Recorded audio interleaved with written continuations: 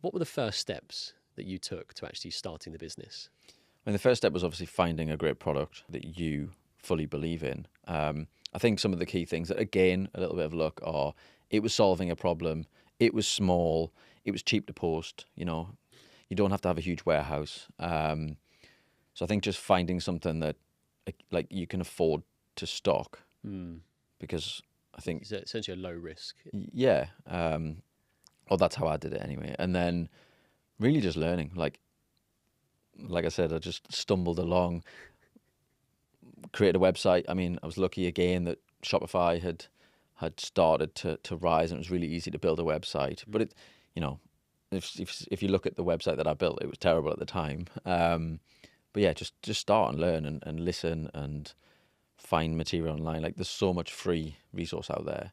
And then we really focus on customer service. So again, had there been other competitors out there, I feel like we still would have won, because I think that our customer experience was just way better. And something that I was thinking about yesterday, actually, when I started the business, I used to give away one pair for free. So I almost had like a really basic pair, and in exchange for an email, we would give away, because it was like, nobody's heard of us. We don't have any social proof. How do we get this product in a customer's hands? So we literally said, sign up for email and we'll send you a free pair, in the hope that they'd say, great, this works for us, especially because a lot of people in this space with this problem have heard it all before. Like, they've heard hypoallergenic, they've heard these earrings will work for you, from like the plated jewelry that I mentioned before, and then it ends up not working. So they were really they were against us from the start, if you know what I mean. Yeah. So yeah, giving that product away, and obviously that's not sustainable long term, but it got us that social proof. It got us out there, and that's just one of the things. Like, I forgot that I'd done that in the past, and then you look at the ROI on that when I've analysed it, and it was like, it was really good. It was a really good move, but it was just through an idea, through listening to podcasts, that just came into my head. Is that Because right? obviously I had no marketing experience before. So yeah, it just seemed like a good idea at the time. But it's these things of just try, test, measure, learn. Yeah. And I think that's just what I did with everything, And since then, I've realised that there were like 5 fundamentals that, again, from my finance background, not necessarily a business background, but just understanding like what are the levers it can pull. I mean, again, that's more people are talking about that now, so like you can find out about that. But I just kind of figured it out along the way. But I think most people can do that. What are those fundamentals? So a lot of people, especially these days, just focus on meta ads and, how do we get more traffic? How do we, get better creative? But if the fundamentals aren't right, you're going to really struggle to grow. So you've got average order value, you've got conversion rate, you've got retention rate, your cost of goods, like the cost to ship the product, and then traffic. I think you should focus on the first 4 to maximize profit, before you go for the traffic. So do you find that when you speak to other entrepreneurs, they're going the other way around? They're trying to generate the traffic without understanding the other 4 fundamentals? Yeah, people who are just starting, I think that ads are just going to be this magic bullet. But until you've got the product, the customer service, the experience, until you've got that right, and then you focus on like actually being profitable, it's amazing how many business owners I speak to, like e-commerce business owners, that you say, right, so what are the unit economics? And I don't even think they know what that means. I mean, hopefully it's becoming more like talked about now, but I think people come at it from a marketing side, and they just think, I just want to make it look amazing, without actually thinking, can this be a profitable long-term business? Because I don't think people understand how much it actually costs to acquire a customer. And then there's a lot, about now of like, you can be loss-making at the start, but as long as you've got that customer retention, but I mean, you've got to have cash flow to fund that. Yeah. Because if you're losing money and then it takes you 3 months, you've got to fund that, but you've potentially bought that stock 6 months in the past. So yeah, I think having a finance background just inherently helped. Can you just give us a quick overview, using your finance background, about what it is, what unit economics are for somebody who's listening now?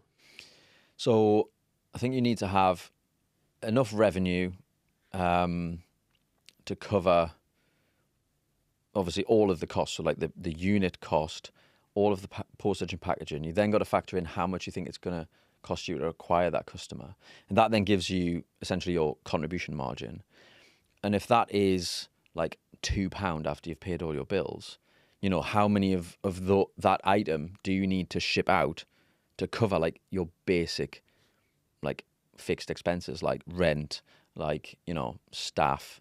And yeah, I don't think people kind of think about how much profit they're making per order, or even if it's like not that great now because you're just starting out, what, like once you buy at scale, what you can get those unit economics to, because it's fine, I guess, to start and test a product out because you don't have huge expenses if you're running out of your bedroom. Yeah. But like you need to like think about the future and say, right, how much is rent going to cost me? You know, what's all these extra expenses like software? You know, once you start getting into needing, you know, more apps on your Shopify store and all these things that sort of add up.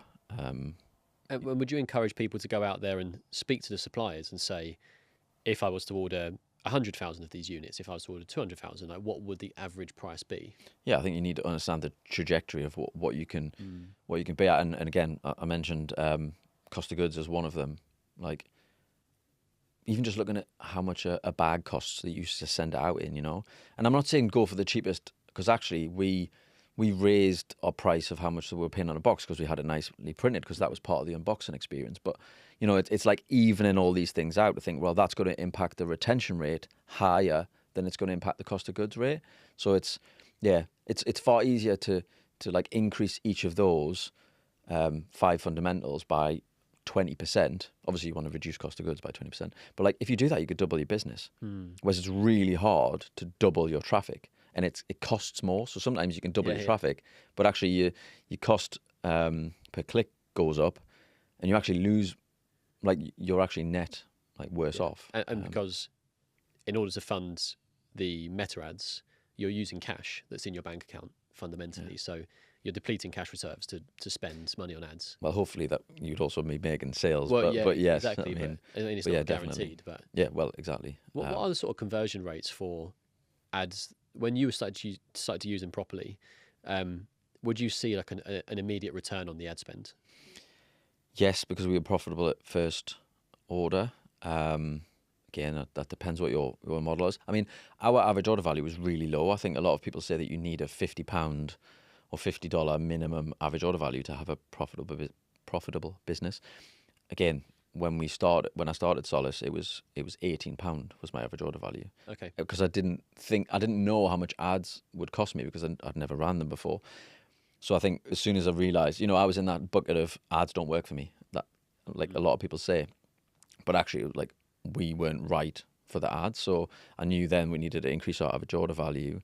I forgot the question. Was it about conversion rate? I think I've gone off on ad spend, but also the conversion rate on ads. So, but you need to have enough profit per ad per order to run ads, because you're going to see your conversion rate drop. Because if you think about it, if somebody's searching for you or it's word of mouth, they're far more likely to trust the business when they click on an ad.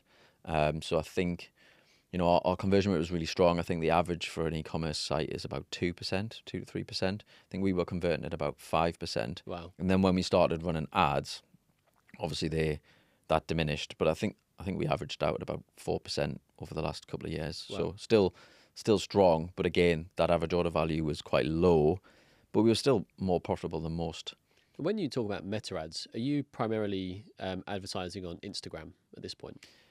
I mean, I think our customers were mostly on Facebook rather than Instagram. I think when you looked at that split, we were always we ran Instagram only ads and they wouldn't convert as well. So again, it's even just drilling down, you don't need to do this right away, but once you understand actually where is your customer, our customer was a bit older, therefore tended to go towards, but like Meta does that all for you really. Okay. That surprises me because I don't use Facebook anymore, but I do use Instagram. Yeah. And I find that the combination between Instagram and Shopify is so powerful.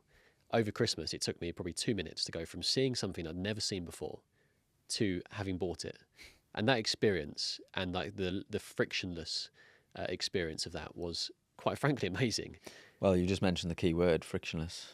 I think on the topic of conversion rate, I think one of the key things is just removing as many barriers as you can. And that's, I guess, that is what conversion rate is. It's that trust and removing barriers. Yeah. Did you do anything that you would say increased your conversion rate over that time that is better than your peers?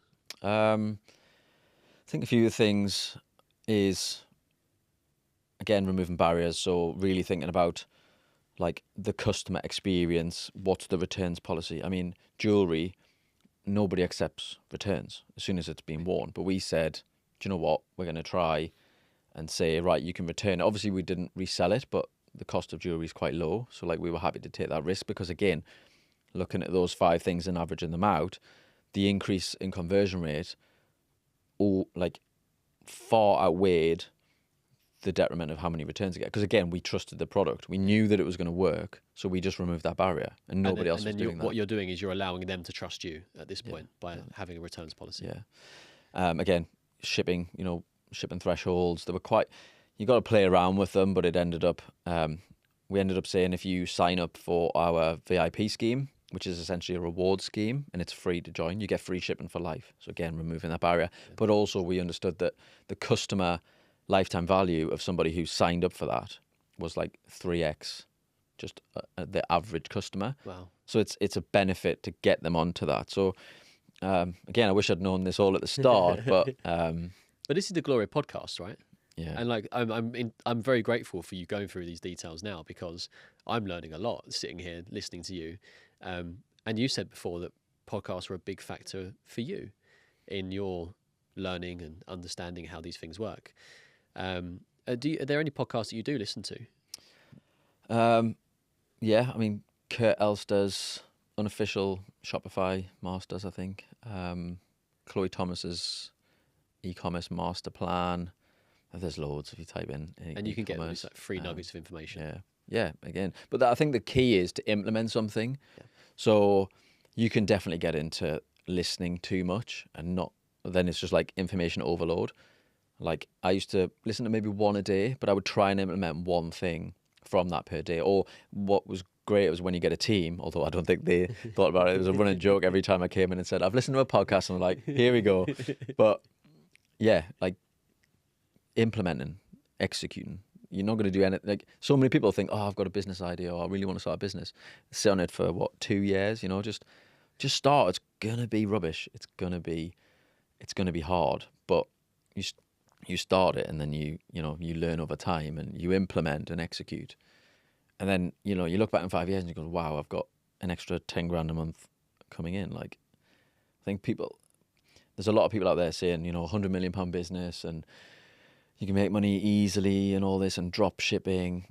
But actually, I think like the slow and steady approach, I think you're going to win in the end. Obviously, I would love to start a business and it turn over 100 million next year, but it's like that seems so unachievable that you just don't start. Whereas I think actually just starting something with the hope of learning and helping people, and then you look back after 5 years and you've learned so much, and then you've got these skills and you hopefully have got extra income coming in. You mentioned there about you would love to have a business that turn over 100 million next year. Now, this podcast is called Ambitious Minds. Is that one of your ambitions to own a business or to manage a business that is revenue generating to that level?